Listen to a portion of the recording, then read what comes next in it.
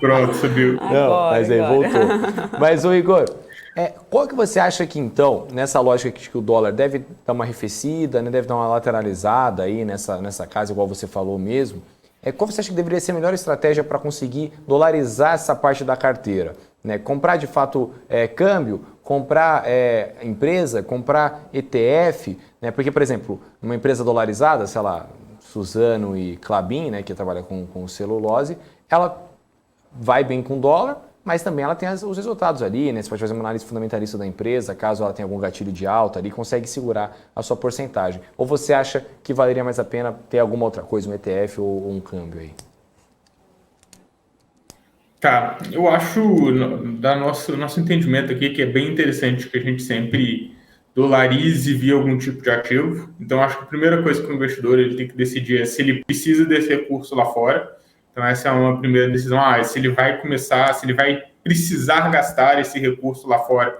Então, pode ser um movimento de começar a levar esse recurso lá para fora diretamente. Eu acho que agora abre-se uma janela aí. Eu não sei quem acompanha o mercado, quem já viu, mas um gráfico muito interessante se olhar, é o gráfico da inflação versus o dólar, e você vai ver que, apesar da gente ter momentos em que eles se distanciam, em geral, no longo prazo, eles convergem. Então, acho que as pessoas falam sobre o dólar exatamente por isso. Pelo fato do dólar ser uma moeda forte, se manteve forte durante muito tempo, e espera-se que continue assim, enquanto a gente não vê uma modificação muito estrutural na economia. O que acontece é que ele consegue, quando a gente compara com uma moeda brasileira, ele consegue corrigir essa inflação brasileira também com a desvalorização do real ou a valorização do dólar. Então, isso é um potencial que acaba mantendo o poder de compra do investidor brasileiro, do consumidor brasileiro, quando ele está investindo em dólar por um longo prazo. E para que ele não invista apenas em dólar, eu acho que é sempre importante que ele esteja atrelado a um ativo para que ele surfe, além desse potencial correção da inflação, também surfe o crescimento do poder de compra com o passar do tempo, né?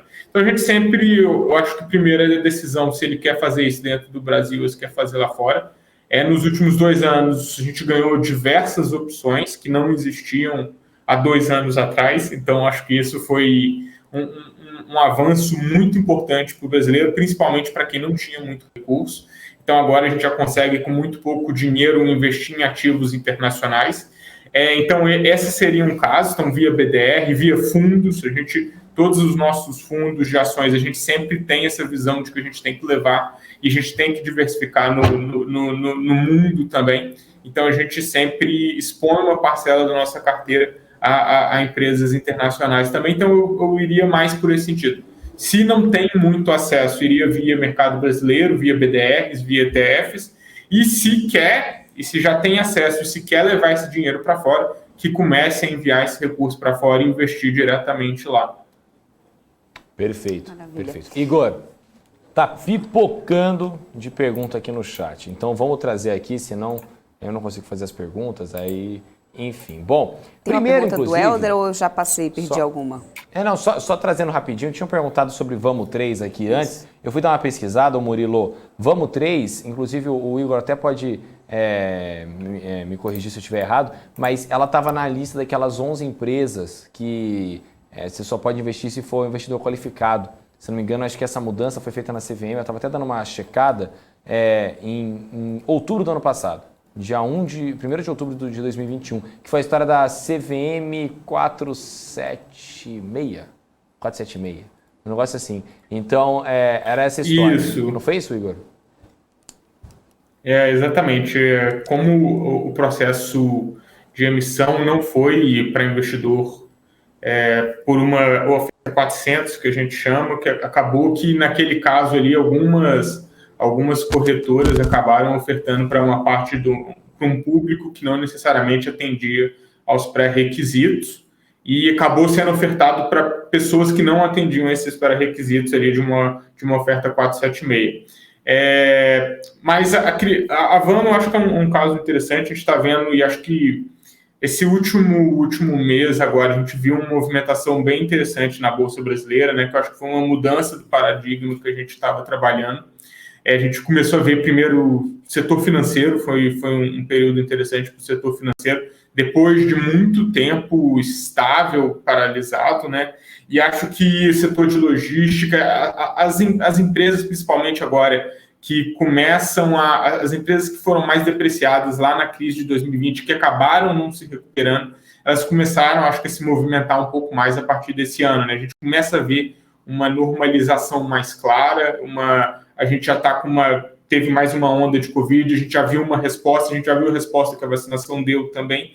Então, acaba que boa parte dessas empresas que tinham sido muito depreciadas em 2020, que ainda não estavam engrenando, apesar do caso da Vamo não ser diretamente relacionado a isso, né? A Vamo está muito focada ali no ramo de logística, mas a gente começa a ver que a economia como um todo, ela começa a voltar a se ativar e ela vai estar aí no meio desse ciclo econômico aí, que pode ser positivo para o Brasil, apesar de um posicionamento um pouco mais negativo para os próximos anos, né? Acho que se a gente tiver uma resposta rápida da política monetária, o controle da inflação, a gente consegue entrar nos eixos aí para os próximos anos.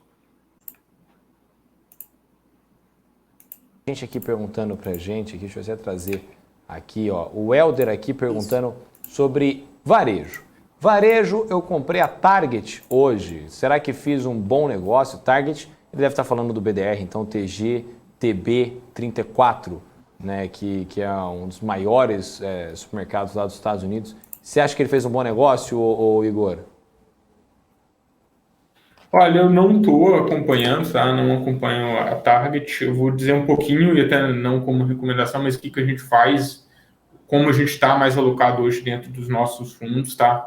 Hoje a gente está bastante focado, principalmente aqui no Brasil, em commodities e setor financeiro, talvez um pouco também ali de seguradoras. Lá para fora, acho que a gente começa, setores mais relacionados à inflação, a gente começa a ver um balanço que começa a se segurar um pouco mais. Do lado da tecnologia, a gente tem um impacto negativo da subida de juros, então as empresas de tecnologia elas tendem a ser mais alavancadas do que o resto das outras empresas, então a gente tende a ver um setor que possivelmente vai ser negativamente impactado ao longo desse ano de 2022. A gente já começou a ver agora no início desse ano, acho que essa tendência ela pode continuar acontecendo. Consumo, a gente viu, principalmente lá fora, a gente teve um consumo bastante forte no ano de 2021. Acredito que mesmo com uma reversão da política mais expansionista que a gente está vendo, a gente vai manter uma estabilidade, mas atendendo ali um crescimento próximo à inflação norte-americana.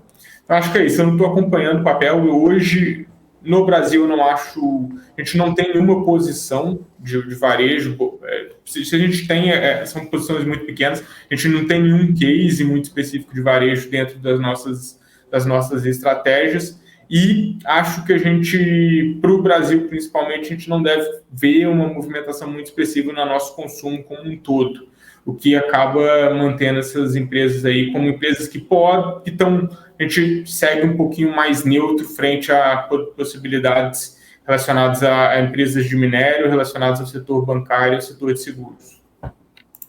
Perfeito, Igor. Ó, tem mais pergunta aqui para você no chat. O Rico perguntando sobre sumiço de BDR da Nuinvest, se alguém sabe alguma coisa a respeito disso.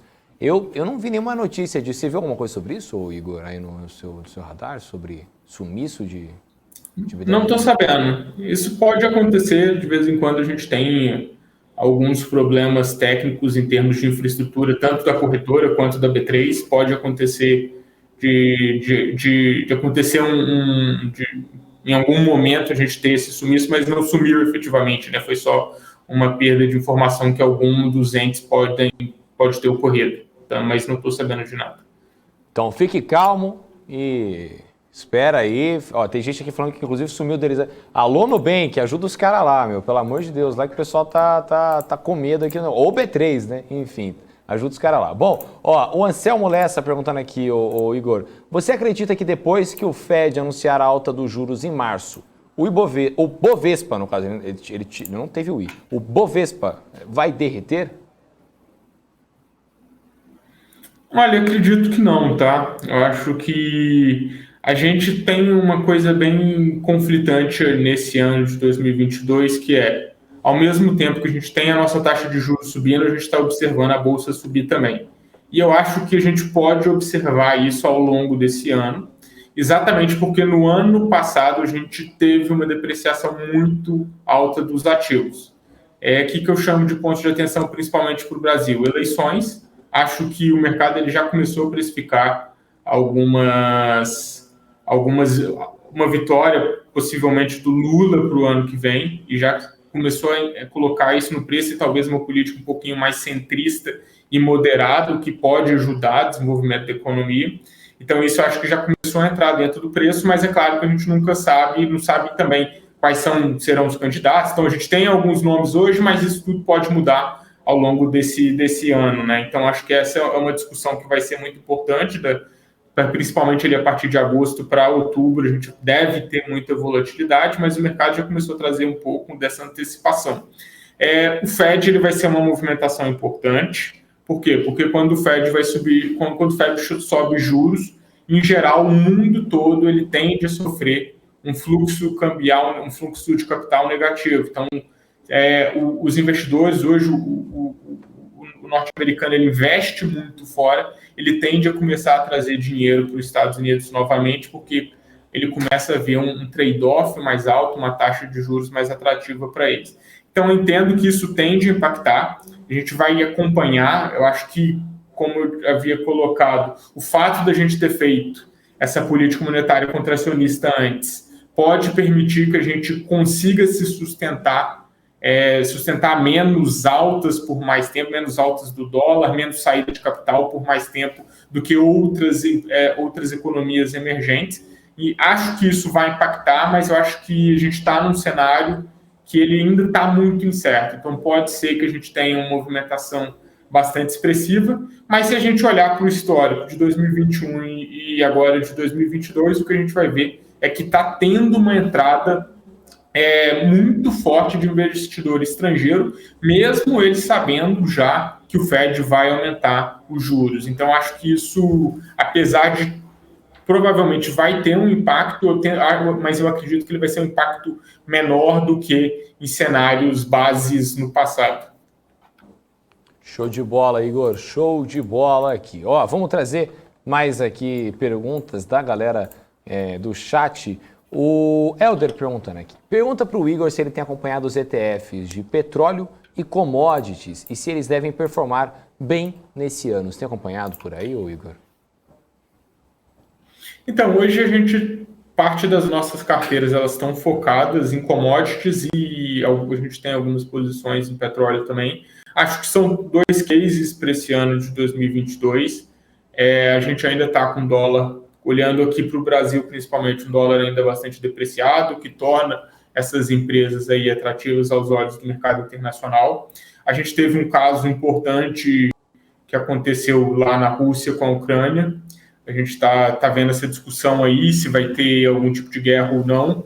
E eu acho que uma resposta muito importante nesse momento foi que a gente tinha alguns players europeus lá sinalizando por uma possível intervenção, e a Alemanha sinalizou ali que talvez não fosse o momento, exatamente porque a gente está passando por uma crise, vamos dizer assim, não uma crise, mas a gente está passando por um período onde a energia está muito cara. Hoje, boa parte do fornecimento de energia para a Europa ele vem da Rússia, a boa parte do gás natural que entra na Europa vem via Rússia. Então, achei que isso foi uma sinalização muito importante da necessidade que a gente tem de energia atualmente e de como ela está cara. Então, acho que o case do petróleo ele tende a continuar nesse ano de 2022, case petróleo/energias, aumentando o consumo. A gente já viu uma retomada da atividade econômica, principalmente nos Estados Unidos.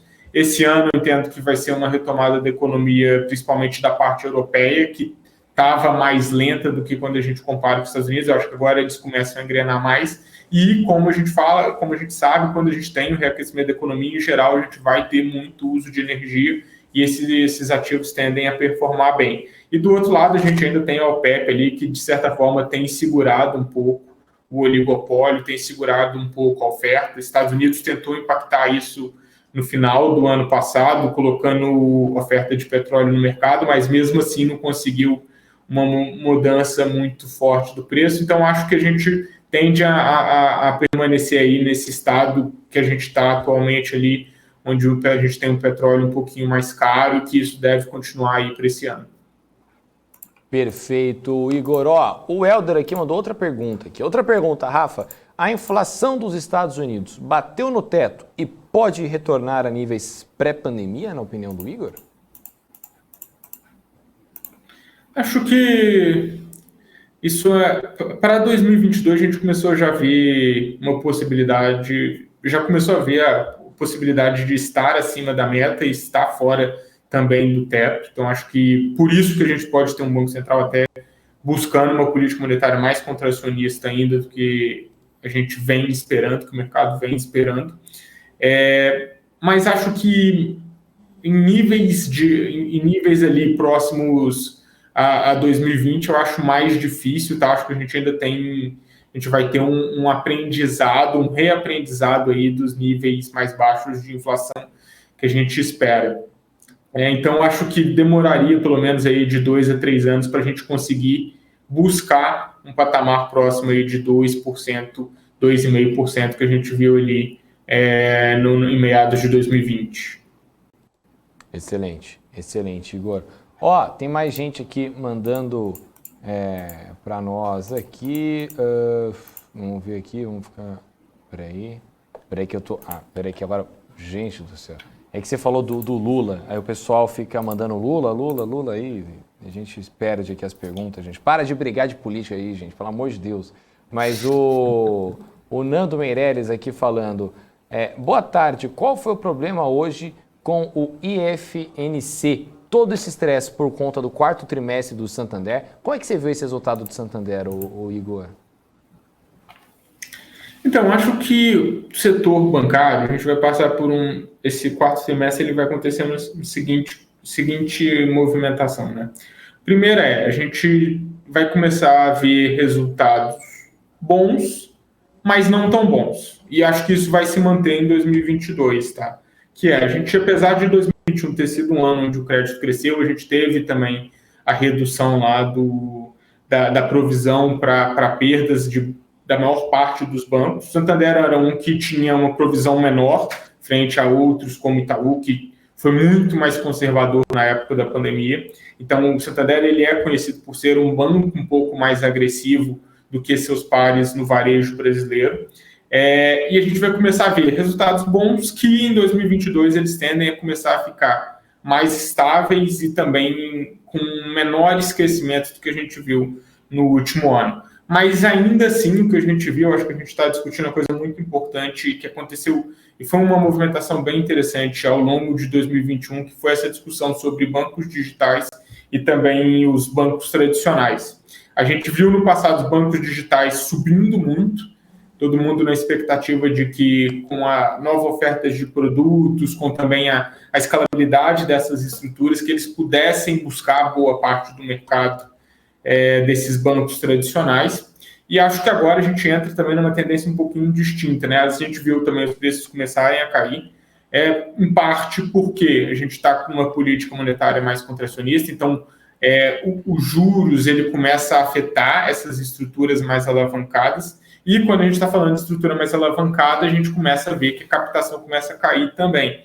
E acho que isso vai acontecer para todos os bancos, e quem já tem muito recurso dentro de casa tende a se beneficiar, principalmente num cenário onde eu consigo também fazer a rolagem desse recurso a taxas mais altas, né? Então eu consigo hoje, o Banco Itaú, por exemplo, ele consegue captar e ele não precisa de usar esse recurso para um crédito talvez um pouco mais arriscado, porque hoje ele já consegue receber uma remuneração muito mais alta se ele manter esse recurso aplicado no Tesouro, né? Então o fato de a gente estar com essa política mais forte também permite que esses bancos que são mais capitalizados, que eles consigam se tornar um pouquinho mais conservadores do que, por exemplo, era o caso em 2020, onde a taxa estava muito baixa, a taxa de juros estava muito baixa, e eles potencialmente estariam recebendo uma remuneração real negativa. Então a gente começa a ver que os bancos eles começam a ganhar com esse cenário. Esse movimento também acontece para as seguradoras, Então, elas passam a ter uma simetria positiva aí, principalmente com esses juros mais altos, principalmente quando a gente compara com os bancos digitais,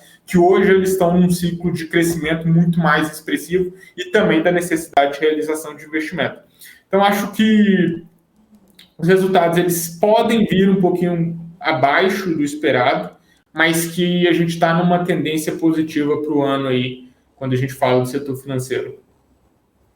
Perfeito. Igor, ó, tem mais gente aqui no chat. Deixa eu até dar uma olhada aqui. Que a gente estava falando um pouco... o pessoal está ainda falando sobre aquela questão dos investidores qualificados, né? Quando é que a pessoa vai poder, então, comprar de novo aí, né? Os investidores que são investidores comuns, né? Investidores simples, quando é que eles vão poder comprar de novo? Mas aí, para isso, tem que arrumar toda a conjuntura econômica, né, para a CVM conseguir arrumar aí a 476, não é isso, o Igor?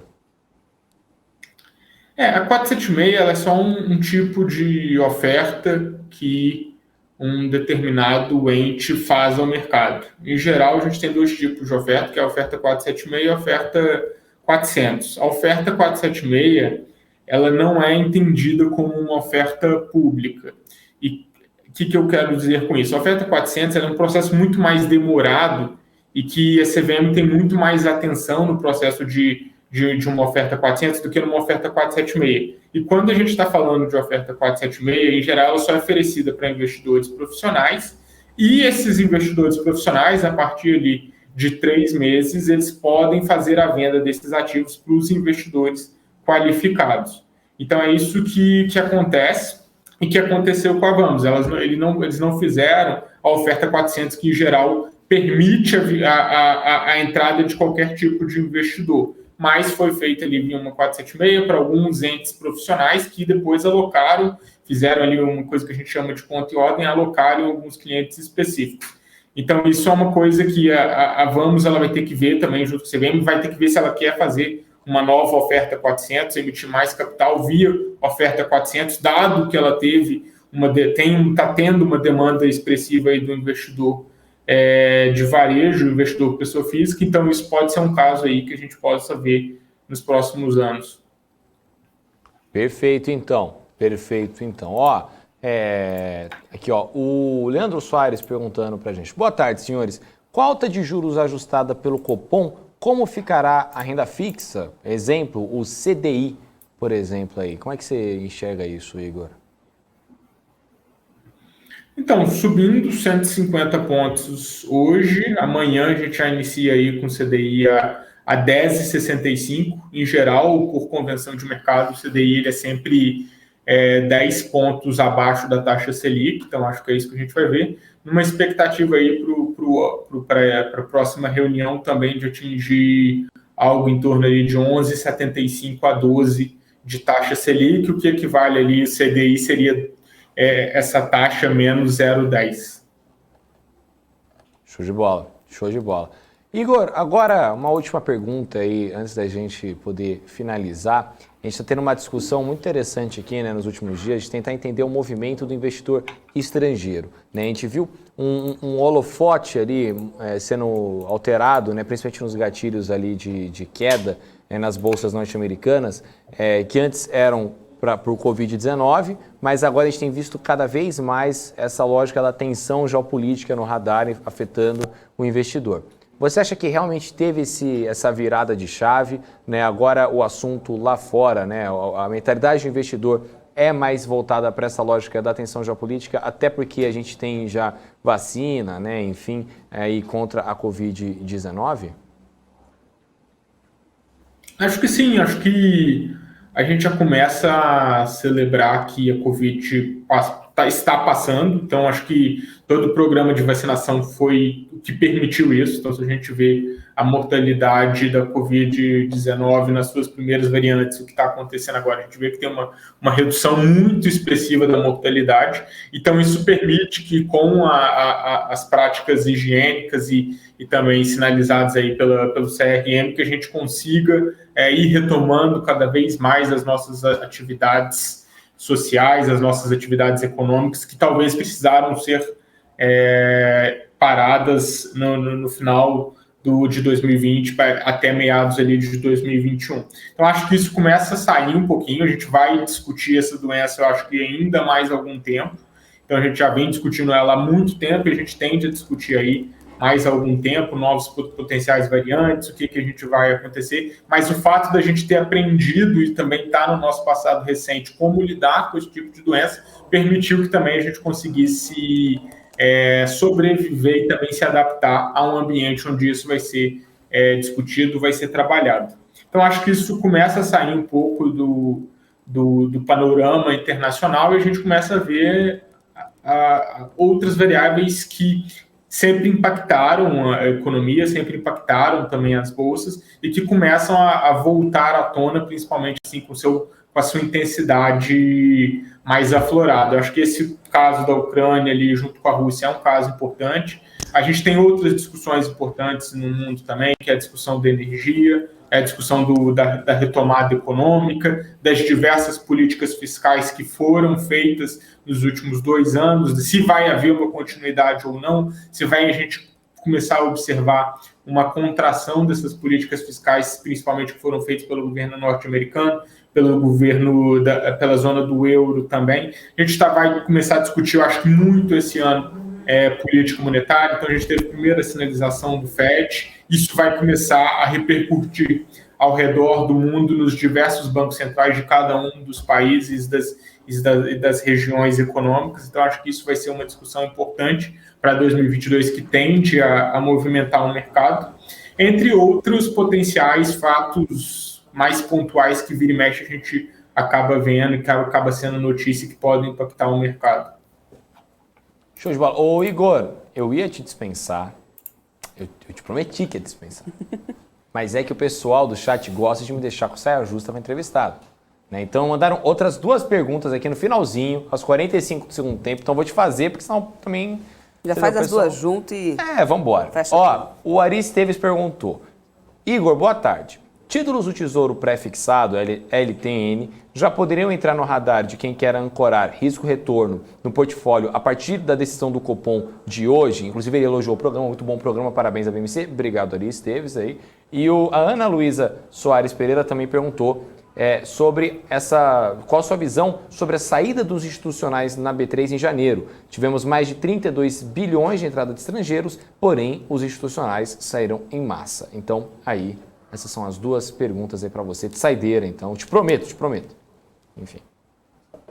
Tá, perfeito. Acho que começa a ficar mais atrativo, tá, Ari? Então, a partir do momento que a gente tem a reancoragem ali das expectativas de inflação, a gente começa a ganhar um pouquinho mais de previsibilidade. Então, você consegue ali avaliar, eu tenho um determinado título, uma NTNB ou uma LTN, você consegue ter mais clareza de potenciais choques e também da intensidade que esses choques podem atingir cada um desses títulos. Então, o pré, que carrega um pouquinho mais de prêmio, ele começa a ficar mais atrativo e os riscos começam a ser reduzidos. Então, acho que isso é uma coisa que você vai ter que considerar. Acho que a gente começa a ter uma conversão de patamar aí para a Selic ao longo de 2022. Eu acho que a gente vai ter mais 2 altas. Eu acho que talvez, se o Banco Central for muito conservador, 3 altas aí, contando com a reunião de hoje. Então, isso acaba já trazendo um pouquinho mais de estabilidade. A gente deve ver uma movimentação na curva de juros, principalmente ali nos vértices mais longos. Então, a gente já está vendo isso ao longo dos últimos 2 meses. A gente começou a ver uma redução do vértice longo, na expectativa que a política ela vai ser controlada. Entendo que essa tendência pode continuar à medida aí que a gente estiver observando esse aumento de juros. Com relação ao aumento a saída do investidor institucional em contrapartida ao investidor estrangeiro, o que eu vejo, tá? Eu acho que isso está muito relacionado àquilo que eu falei sobre a gente estar com 2 coisas bastante interessantes atualmente no governo na economia brasileira e no mercado brasileiro, que por um lado, tem o juros subindo, então cada vez mais está mais atrativo, o trade-off ele vai ficando maior em eu investir em ativos de risco frente a investir em ativos de renda fixa. Então, a gente começa a ver esse fluxo de capital saindo da bolsa e indo para a renda fixa. Então, eu acho que isso que está acontecendo e pode ser uma das justificativas do investidor institucional estar saindo. Cada vez mais que a taxa está mais alta, ele começa a ver que o trade-off para carregar ativos de risco no Brasil vai ficando mais caro, e isso permite que ele vá movimentando parte da sua carteira para ativos de renda fixa, que no passado, principalmente em 2020 ali, boa parte dos recursos foram direcionados para a renda variável. Então a gente pode ver uma reestabilidade do, vamos dizer, do Brasil mais antigo, onde a gente tinha taxas de juros mais altas. E para o mercado estrangeiro, o que ele está olhando a taxa de juros também, e ele acha atrativa a taxa de juros também, à medida que ele começa a entrar mais no mercado, tanto em renda fixa quanto em renda variável, mas ele também começa a olhar os ativos de risco. Então, quando ele olha para os ativos de risco ao redor do mundo, ele tem uma predileção pelos ativos brasileiros, porque o ativo brasileiro ele performou de forma muito distinta do que boa parte das economias emergentes no ano de 2021. Então, acho que aí, devido a isso, ele começa também a acessar a renda variável brasileira, enquanto os investidores institucionais eles estão saindo. Então, acho que é um pouco relativo, né? São dois tipos de olhares distintos que o investidor estrangeiro ele vai ter do investidor institucional e que permite que, quando ele olha o Brasil em relação ao resto do mundo, ele entende que o Brasil está atrativo e que, por isso, ele também vai investir em ativo de risco aqui. Show de bola, então, Igor. Obrigado, agora viu, sim. Igor? Obrigado. Nada, gente, eu que agradeço. Fico à disposição.